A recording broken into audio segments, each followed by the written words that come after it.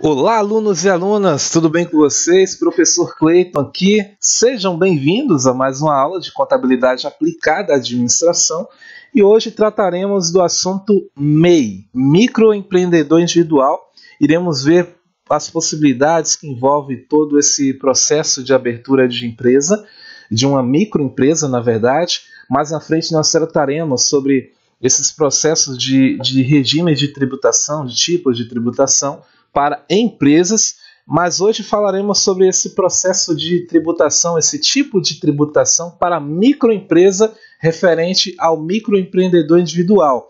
Então, quando nós falamos de regime tributário, pessoal, nada mais é do que um conjunto de normas que vai determinar quais são os impostos que vão ser aplicados a uma determinada empresa, uma empresa que vai ser aberta. E nesse caso, como que vai ser pago esses impostos, em quais períodos que esses impostos eles vão ser pagos. Então, esse tipo de tributação ele é imposto pelo Ministério da Fazenda. São taxas que vão ser pagas pela empresa ao governo mensalmente. Então, essa tributação, quando o empresário, o microempresário, ele acerta na escolha do seu regime tributário, ele reduz o pagamento de impostos e aumenta assim o lucro da sua empresa. Vamos identificar como fazer a escolha desse regime tributário para microempreendedor individual. Lembrando que existem outros tipos de regimes que são para empresas. Nesse caso, nós vamos tratar, a princípio, sobre o microempreendedor individual e esses regimes tributários que são oriundos dessa espécie de empreendedorismo, beleza? Então você, como possível candidato a abrir uma empresa no futuro, ou que já tem uma empresa aberta, deve estar atento ao processo de escolha desses tipos de tributações. Se a sua empresa ela vai ser uma microempresa, então ela tem que estar voltada justamente para o que falaremos, o que trataremos aqui na aula de hoje. Agora, se a sua empresa ela já tem um porte de uma empresa de fato, ou de uma empresa maior, que vai ter um porte maior, o que veremos um pouco mais na frente em outras aulas, nesse caso já vai enquadrar em Simples Nacional, ou em lucro presumido, ou até mesmo no outro tipo de tributação chamado de lucro real, beleza? Então é isso. O planejamento para uma boa escolha desse regime tributário para uma determinada empresa que vai ser aberta é fundamental. E esse planejamento, para fazer esse planejamento acontecer, dar certo, e saber qual a melhor forma de recolher os impostos, ou seja, de encontrar o regime tributário ideal para a empresa, leva em conta o faturamento anual e o segmento que a empresa se enquadra. Então trataremos a partir de agora sobre como abrir uma microempresa através desse processo de tributação do referente ao microempreendedor individual. Veremos alguns processos de formalização da microempresa, vantagens que o microempreendedor individual ele possui, os benefícios que também ele possui. Então, alguns processos que vão ser válidos para vocês que têm a visão de um certo dia abrir um negócio próprio, certo? Então, lembrando que esse negócio ele é apenas para pessoas que não querem ter sócios, certo? Esse negócio referente ao microempreendedor individual, ele é válido apenas para pessoas que querem abrir o seu negócio próprio, que não vai ter associados, que não vai ter outros titulares na instituição. Então, galerinha, vamos colocar a mão na massa e conhecermos de fato todos os processos que envolvem o microempreendedor individual. Beleza? Lembrando que todo o conteúdo de hoje ele é baseado nos dados divulgados pelo Sebrae, certo? Sobre microempreendedores individuais da vigência 2020, certo? Que é para deixar bem atualizado tudo isso aí para vocês. Então vamos lá! Caros colegas, quero deixar bem claro para vocês, o microempreendedor individual ele foi criado no Brasil para que os trabalhadores informais eles estivessem dentro da legalidade, principalmente em promover a formalização de seu negócio e tudo isso com a carga tributária reduzida comparado com a de empresas, certo? Então, seguindo aqui a leitura do texto, de acordo com o Sebrae 2020, para ser um MEI, é necessário faturar até R$ 81 mil por ano, isso anualmente, dividido por 12 daria R$ 6.750 mensais. Então a microempresa, ela não pode faturar mais do que R$ 6.750 mensalmente, certo? Para que, de fato, uma determinada pessoa possa virar um microempreendedor individual. Por isso que lá atrás, na introdução, falei sobre o planejamento do negócio, do tipo de tributação que vai ser escolhida pela pessoa antes mesmo de abrir o seu negócio. Porque caso o faturamento ele exceda esse limite de R$ 81 mil anuais, o microempreendedor ele paga taxas, ele paga valores extras mediante todo o processo, tudo isso para a Receita Federal, certo? Justamente por conta que é ilegal ultrapassar esse valor mediante esse processo de tipo de tributação. É claro que tem alguns procedimentos que reduzem essas taxas mediante o valor que se ultrapassa desse faturamento anual. Tem umas porcentagens que são atribuídas, dependendo do valor que você ultrapassar os 81 mil, se pode pagar taxas mais reduzidas, mas se ultrapassar de uma forma alta, que realmente é uma grande proporção, isso faz com que o responsável, o titular da empresa, ele tenha que arcar com taxas altas aí em relação à Receita Federal. Lembrando que a Receita Federal ela é um órgão que tem como responsabilidade a administração de tributos federais e do controle de aduanas. É o órgão que é responsável pela verificação de todos os processos, de todas as licenças de produtos que entram e saem do Brasil, certo? Então chegou uma determinada carga para entrar no Brasil que veio de outro país, e aí chegou na aduana, é verificado toda a carga, verificada a documentação dessa carga, e se tiver tudo de acordo, é liberado, né?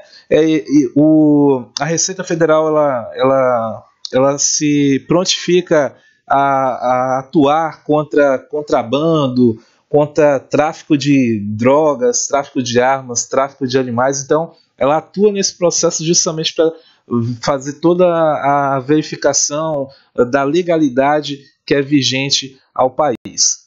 Então, como lemos anteriormente, para ser um microempreendedor individual é necessário faturar até R$ 81 mil por ano, certo? Vai dar o valor exato de R$ 6.750 mensal, sendo proporcional aos meses de abertura. Então, vamos supor que a empresa comece a funcionar a partir da metade do ano, a partir do mês de julho, agosto, setembro, outubro, novembro, dezembro. Então são 6 meses de funcionamento da empresa, certo? Então o que acontece? Nesses 6 meses a empresa ela tem que, no caso, ter um valor faturamento proporcional a esse período, que nesse caso vai ser a metade de 81 mil. 81 mil dividido por 2 vai dar R$ 40.500 nesse período. Então a empresa ela não pode faturar mais do que R$ 40.500 nesse período de 6 meses. Então é sempre lembrar que é válido pelo valor proporcional ao período. Dando continuidade ao texto, não ter mais de um estabelecimento. Nesse caso, o titular da microempresa ele só pode ter aquele negócio. Se tiver mais de um negócio, então já não é enquadrado dentro do MEI, certo? Nem participação em outra empresa, ou seja, não pode ser nem sócio nem titular de outra empresa. E ter no máximo um empregado contratado que receba o salário mínimo ou piso da categoria. Então, não pode ter 2 funcionários contratados atuando ao mesmo tempo. Só pode ter um empregado recebendo o salário mínimo ou o piso da categoria que é vigente. Chegamos agora à taxa de regime de tributação mensal designada para um microempreendedor individual. é justamente o valor que é pago para o governo mensalmente, mediante a vigência do microempreendedor individual dentro do mercado. Então, para comércios, para negócios que envolvem justamente a parte comercial, o valor é fixado atualmente, no ano 2020, em R$ 52,25, certo? Essa é a taxa mensal paga para aquele que é microempreendedor individual e que atua em comércios. Para indústrias, esse valor já é fixado em R$ 53,25. E, por último, para prestação de serviços, o valor fixo é de R$ 58,25. Lembrando que esse valor ele varia ano após ano, certo? O mesmo vale para o teto de R$ 81 mil, que é colocado, que é posto para faturamento desses microempreendedores com as suas microempresas anualmente. No ano passado, 2018, 2019, o teto era de R$ 60 mil. Eles aumentaram esse teto, hoje é válido até o valor de R$ 81 mil, então o faturamento ele não pode exceder esses R$ 81 mil, beleza? Bem, dando continuidade ao conteúdo, o texto a seguir ele relata que a Lei Complementar número 128, de 19 de dezembro de 2008, criou condições especiais para que o trabalhador informal possa se tornar um microempreendedor individual legalizado. Lembrando que a lei ela foi criada em 1º de julho de 2008, porém ela só foi formalizada em 19 de dezembro de 2008, certo? E dando seguimento, amparado por lei e gozando dos benefícios da Previdência Social, exercendo sua atividade com total liberdade.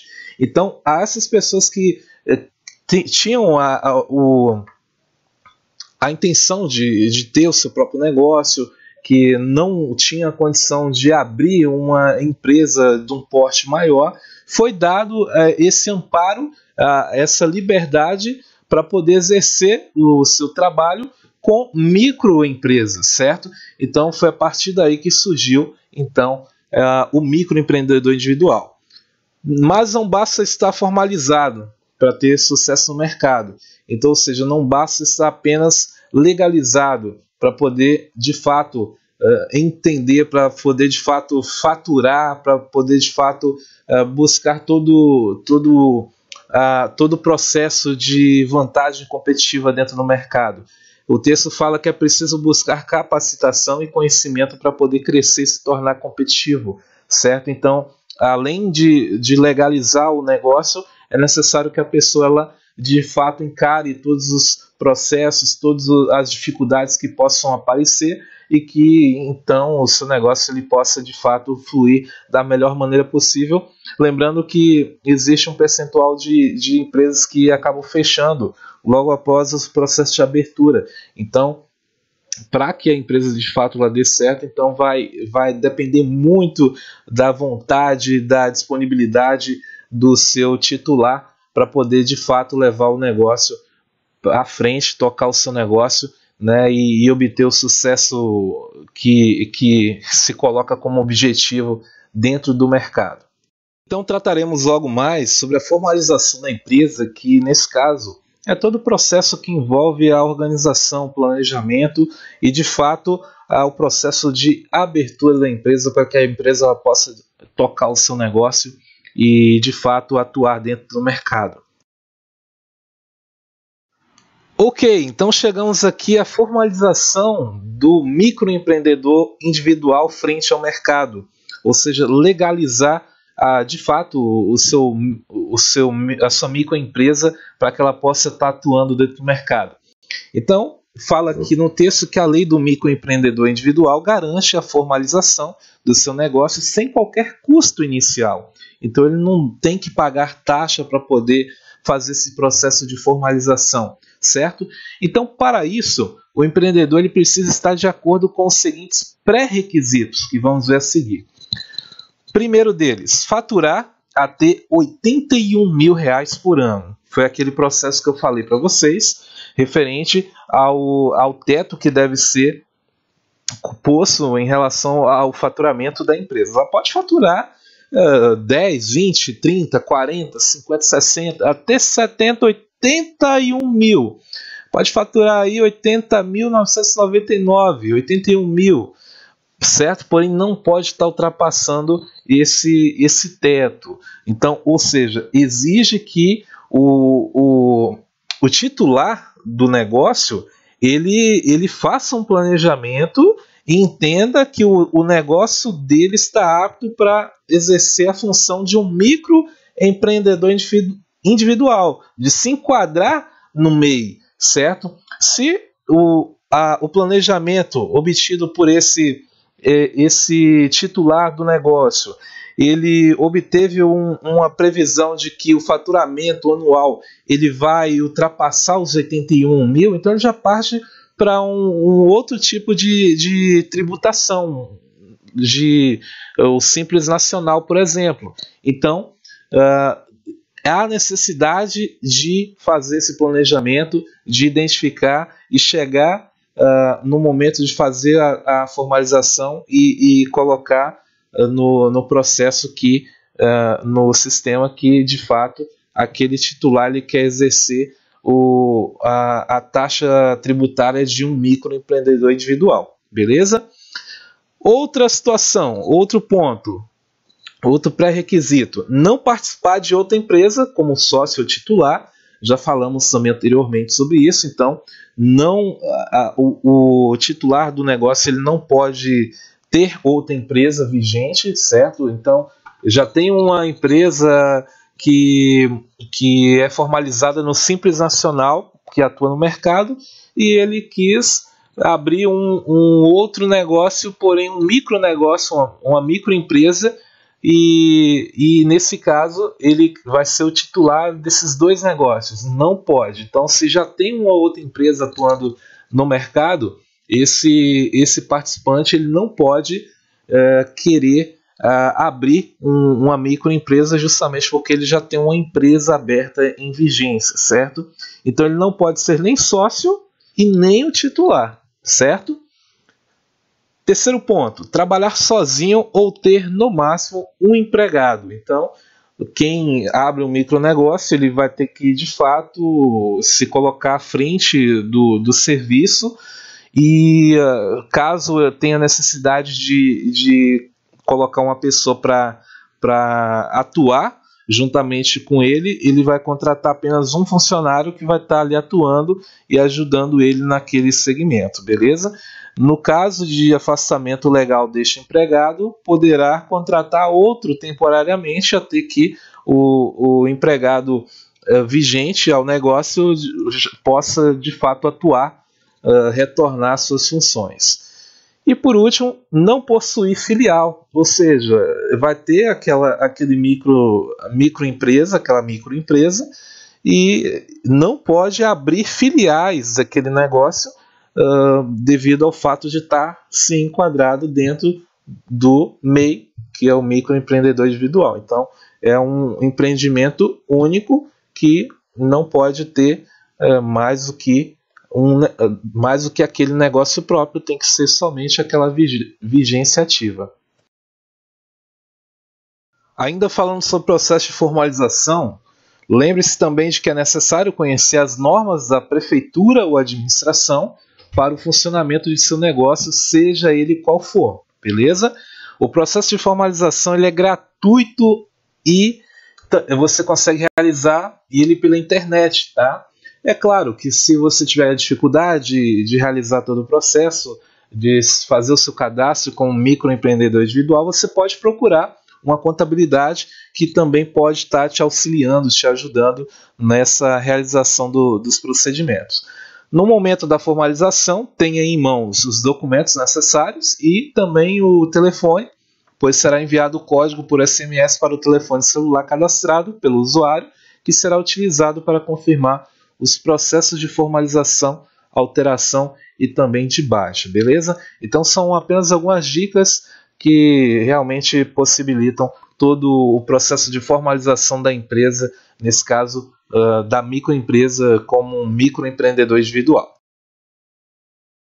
Bem, falaremos agora sobre os documentos necessários para formalização como um microempreendedor individual. Então, para se formalizar, se faz necessário informar o número do CPF e data de nascimento do titular, o número do título de eleitor ou o número do último recibo de entrega da Declaração Anual de Imposto de Renda de Pessoa Física, denominada DIRPF, caso esteja, né, obrigado a entregar essa DIRPF, certo? Então, ou apresenta o número do título de eleitor ou o número do último recibo de entrega da DIRPF. E só para deixar claro, essa DIRPF é uma obrigação anual de cada contribuinte do imposto de renda, segundo as normas estipuladas pela Receita Federal do Brasil. E uma dica legal que eu dou para vocês em relação a para aqueles que não conseguem fazer a declaração de imposto de renda é procurar uma contabilidade. A contabilidade ela faz a declaração de imposto de renda, né, emite todo o recibo que é necessário e vocês fazem o pagamento que é vigente ao processo, né? Então é só procurar uma contabilidade que vocês conseguem de fato resolver essa situação. Isso para aqueles que não conseguirem fazer o processo, né, sozinhos. Beleza, galera? Então é isso. Para aqueles que desejam abrir uma microempresa, já sabem quais são os documentos necessários para formalizar o negócio de vocês, certo? Então são algumas dicas que evidenciam de fato todo esse propósito para aqueles que realmente desejam, né, se colocar à disposição do mercado frente a um microempreendimento, beleza? Alunos e alunas, peço a vocês que mantenham o foco, certo, a partir desse momento, e vamos falar agora sobre as vantagens e os benefícios para um microempreendedor individual após o processo de formalização. Então, o primeiro item aqui fala sobre a formalização simplificada, rápida e gratuita. Então, não há taxa que para essa formalização acontece de uma forma rápida. Vocês viram com os documentos que são cobrados para o processo de cadastro são poucos, são mínimos em relação a outros processos e por isso a formalização ela ocorre de forma simplificada. 2. Direito a CNPJ. Então, o microempreendedor individual ele adquire um CNPJ, certo? E esse CNPJ é o Cadastro Nacional da Pessoa Jurídica, né? Com esse CNPJ que é possível fazer as compras através de fornecedores, sem exceder o limite, é claro, de valor para compra mensal e anual, certo? Então, esse CNPJ ele é de fundamental importância. Além dele, o microempreendedor ele recebe o certificado, certo? Como um microempreendedor individual, e também a inscrição estadual do seu negócio. O item número 3 aqui ele é bem bacana, mostra algumas vantagens que muitas pessoas pensam que por trabalhar como dono de empresa eles não têm direito, mas a verdade tem sim, que são os benefícios previdenciários. O primeiro deles é a aposentadoria por idade. A aposentadoria por idade é um benefício concedido aos segurados do INSS que atingiram determinada faixa etária, certo? Então, hoje, falando, na verdade, para quem começou a trabalhar antes da reforma previdenciária, a reforma, se não me engano, foi no ano passado, 2019 ou 2018. Então, para quem começou a trabalhar antes da reforma, é necessário cumprir 65 anos, caso seja homem, e 60 anos, caso seja mulher, certo? Mas para aqueles que ingressaram no mercado de trabalho depois da reforma, é necessário ter 65 anos, é o mesmo processo válido para os homens, e para as mulheres que mudou, que nesse caso passou a ser 62 anos, certo? Então, tem direito a esse benefício sim, a aposentadoria por idade, beleza? Então, trabalhou, se for homem, aí, 65 anos no seu microempreendimento, certo? A pessoa já tem o direito à aposentadoria por idade. Nesse caso, o dono do negócio vai ter o direito ao benefício, beleza? Outro processo é a aposentadoria por invalidez. Então, o que acontece? A aposentadoria por invalidez hoje ela é chamada de aposentadoria por incapacidade permanente, depois da reforma previdencial, certo? Então, essa aposentadoria ela é concedida a quem não consegue trabalhar por causa de doença ou até mesmo por algum tipo de acidente que a pessoa sofreu, certo? Então, é outro tipo de benefício que a pessoa tem direito. Outro, o auxílio doença. O auxílio doença, nesse caso, para aquelas pessoas que estão doentes e que não pode dar continuidade ao negócio, então tem direito também a receber esse auxílio. O salário maternidade. O salário maternidade ele já é um benefício pago à pessoa que fica afastada do trabalho por motivo do nascimento do filho, né? As mulheres que ficam afastadas do seu próprio negócio por conta do nascimento do filho, ou até mesmo, pessoal, por conta de um aborto que não é considerado como criminoso, tá? Então também tem esse direito. Então, outro benefício, a pensão por morte. A pensão por morte, nesse caso, já é um benefício, né, pago pelo INSS aos dependentes de um trabalhador que morreu ou que teve sua morte declarada pela justiça, né, como ocorre em casos de desaparecimento, por exemplo. Então vale tanto para quem já era aposentado quanto para quem ainda não era, certo? Essa pensão por morte. E por último, auxílio reclusão, que é um benefício previdenciário, nesse caso pago aos dependentes do trabalhador que cometeu um determinado crime e por causa disso foi preso em regime fechado, certo? Então, se a pessoa cumpre pena em regime aberto ou semiaberto, a sua família não tem o direito do auxílio reclusão, é só para quem foi preso em regime fechado, beleza? No item de número 4, fala sobre a dispensa da escrituração fiscal e contábil. Na aula anterior, eu falei sobre escrituração, que são os registros em livros próprios da empresa, de todos os fatos administrativos que ocorrem no dia a dia das empresas, certo? Então, é dispensado para o microempreendedor individual essas formalidades, certo? Então, não há necessidade dessas escriturações acontecerem, certo? Então, isso é válido apenas para o microempreendedor individual. Em outros tipos de tributações, não tem como dispensar esse tipo de processo denominado como escrituração fiscal.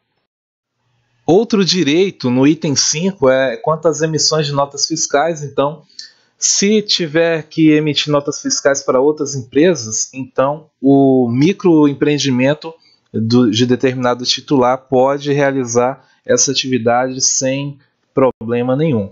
Então, com maiores chances de ser contratado por outras empresas e pelo governo, conquistando assim novos clientes. Então, isso acaba até mesmo ajudando, dando uma visibilidade maior, uma credibilidade maior para o microempreendimento.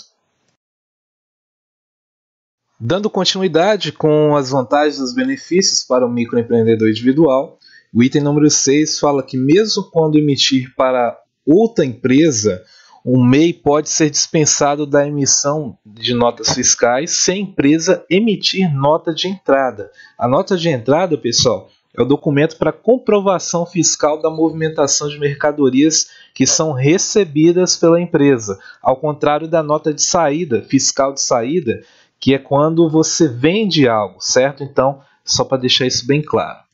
O item de número 7 fala da possibilidade de legalizar a contratação de um funcionário, diminuindo os riscos de problemas trabalhistas.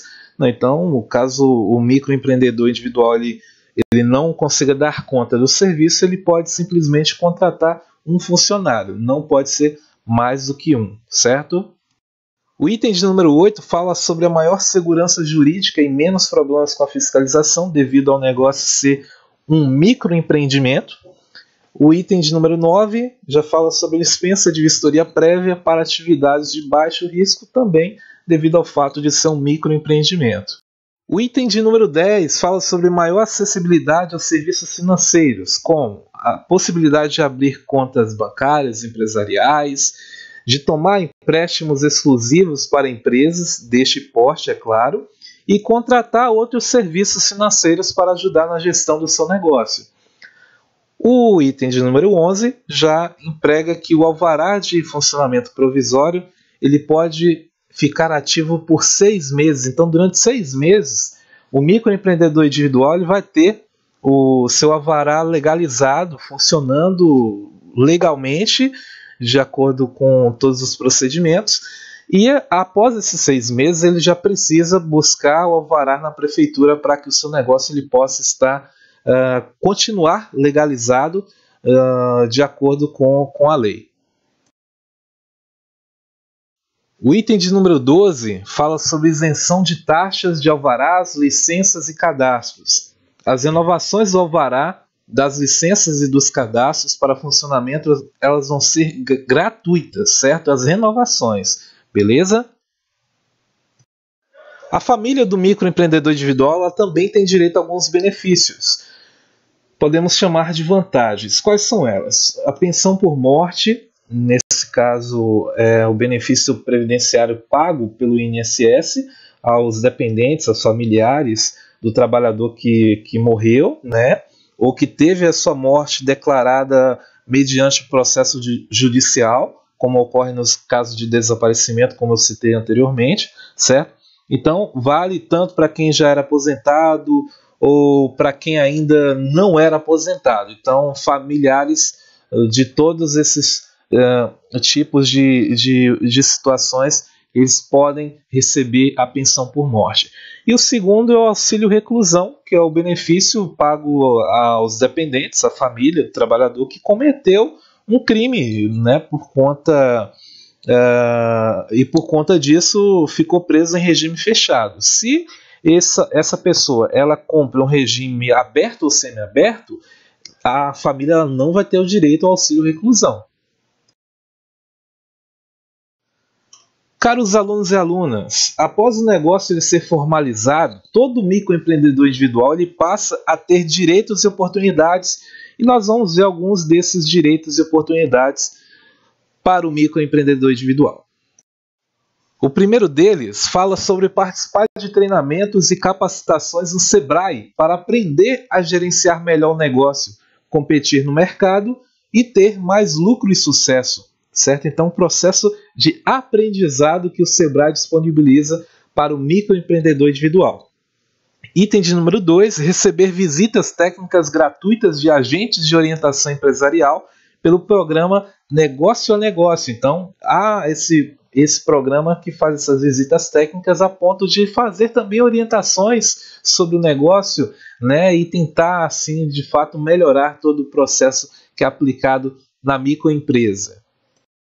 O item de número 3 fala sobre o registro como microempreendedor individual que não causa perda do benefício do programa Bolsa Família, né? Então, a pessoa ela, microempreendedor individual acabou de fazer a sua formalização como MEI e ela possui, ao mesmo tempo, o programa Bolsa Família. Então, não causa perda do Bolsa Família, a não ser que haja aumento na renda familiar acima do limite do programa, certo?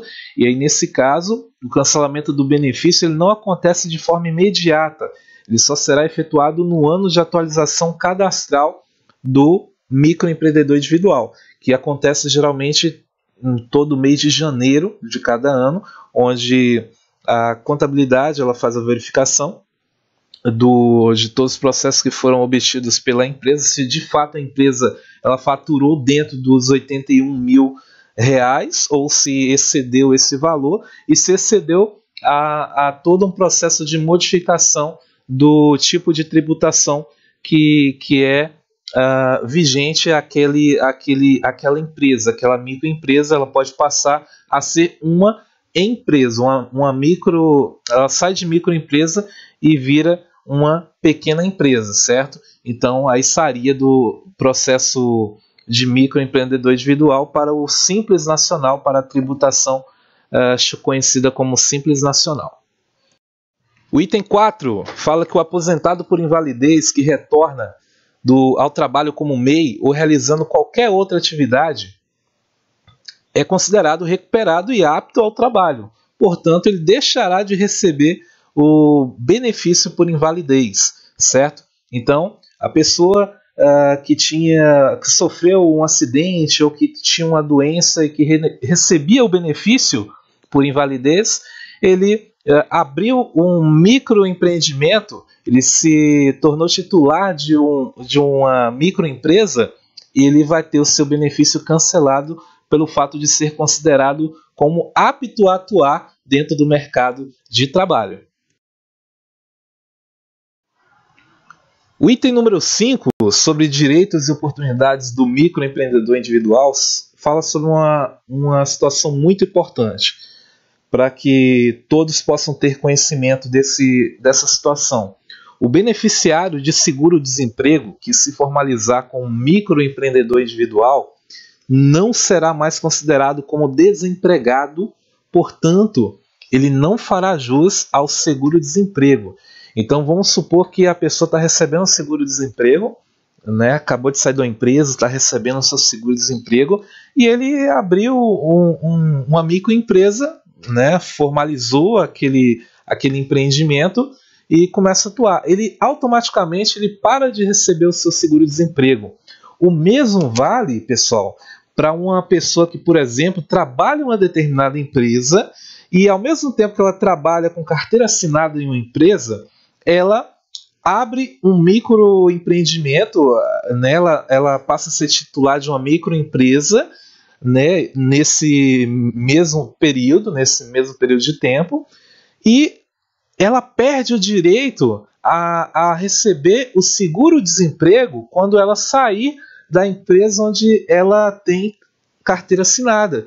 Então, esse item de número 5 ele é muito importante com que vocês entendam e compreendam, certo? Porque, nesse caso, o governo ele entende que a pessoa ela tem a sua renda, né, ativa, e por isso a pessoa ela para de receber o benefício de seguro-desemprego de forma automática. E por último, a lei número 8.112/90 proíbe o servidor público em atividade de ser empresário. Portanto, essa categoria não se enquadra como microempreendedor individual. Então não adianta você ser um funcionário público e querer abrir um microempreendimento individual ao mesmo tempo, porque você não poderá, devido ao fato de ser um servidor público. Pessoal, estamos chegando então ao final da nossa aula sobre microempreendedor individual, sobre, né, esse processo de tributação para as microempresas. E eu gostaria de deixar para vocês algumas dicas de atividades de comércio e serviço para que vocês possam ter uma visão de futuras oportunidades de negócio para vocês mesmos como administradores, certo? Então, vou deixar alguns procedimentos que são mais formalizados dentro de microempresas e que vocês podem estar atuando, né, dependendo, é claro, da visão de cada um. Então, assim, na Bahia, pessoal, são mais de 392 mil microempresas individuais existentes no momento, né, em 2020. São mais de 500 atividades que podem ser legalizadas na categoria de empresa, certo? E o microempreendedor individual ele deve registrar uma ocupação relativa à sua atividade principal, né, de fato a área que ela vai estar atuando dentro do mercado, beleza? Então, as atividades com maior índice de formalização são comércio varejista de artigos de vestuário e acessórios, certo? Cabeleireiros, de fato tem vários cabeleireiros espalhados por todas as cidades, todos os locais que a gente passa é possível visualizar. Comércio varejista de mercadorias em geral, com predominância de produtos alimentícios, como mini-mercados, mercearias e armazéns, são processos fundamentais que a população necessita de produtos alimentícios, né? Então por isso que é uma atividade muito formalizada. Serviços ambulantes de alimentação, pessoas que vendem comida, lanches nas ruas, certo? Então, esses serviços eles são muito frequentes, por onde quer que a gente passa, a gente acaba percebendo isso. O comércio varejista de cosméticos, produtos de perfumaria e de higiene pessoal, é um ramo que cresce muito. Cada ano que passa, as pessoas elas têm o hábito de serem vaidosas, então por conta disso elas acabam procurando a gama enorme desses tipos de produtos. Obras de alvenaria, que são processos de construções, empresas que mexem com construção, até com produção de tijolos, pedras, blocos, né? Levantamento de paredes, etc. Fornecimento de alimentos preparados preponderantemente para consumo domiciliar, lanchonetes, casas de chá, de sucos e similares, comércio varejista de bebidas, nesse caso podemos observar as distribuidoras, né, de bebidas, outras atividades de tratamento de beleza, bares e outros estabelecimentos especializados em servir bebidas, nesse caso já é a loja de varejo mesmo, tá? de realmente distribuir o produto, a bebida para as pessoas, restaurantes e similares, comércio varejista de artigos de cama, mesa e banho, serviços de organização de feiras, congressos, exposições e festas, e reparação e manutenção de computadores e de equipamentos periféricos, certo? Só retratando em relação ao comércio varejista de bebidas. Nesse caso já é o comércio que de fato disponibiliza, né, o produto para que as pessoas possam estar consumindo, beleza? Então é isso, pessoal, são algumas possibilidades de mercado que vocês podem estar num futuro próximo, ou até mesmo já até atuam dentro de algum desses segmentos, e eu deixo aqui retratado para que vocês possam, né, tá aí, é claro, tendo essa visão, porque nossa cultura no Brasil é de que nas escolas a gente não aprende contabilidade, não aprende empreendedorismo desde os primeiros momentos dos nossos estudos, da nossa base de aprendizado, certo? Então, e muitas das vezes a gente aprende isso muito tarde, a gente acaba deixando de lado esse lado empreendedor. Então é só uma dica para que vocês possam de fato, né, estarem aptos a buscarem aquilo que vocês realmente gostam de fazer, porque não adianta também fazer uma coisa que não gosta, tem que ser uma coisa que cabe a cada um de nós, certo? Então é só para deixar isso bem claro e esclarecido, tá bom? Beleza, galera? Então chegamos ao final da nossa aula de hoje. Falamos sobre o microempreendedor individual, sobre esse tipo de tributação pertencente a essa modalidade, certo? Em outras oportunidades falaremos sobre o Simples Nacional, sobre o lucro presumido, sobre o lucro real. Espero que vocês tenham gostado do conteúdo. Deixei algumas dicas também sobre empreendedorismo para que vocês possam ter uma visão sobre possíveis oportunidades de negócio, né, que vocês podem estar aplicando na vida de vocês futuramente, beleza? Qualquer dúvida, sugestão, é só deixar no meu e-mail está aqui embaixo, é só vocês enviarem que assim que possível eu tento responder. Valeu, abraço!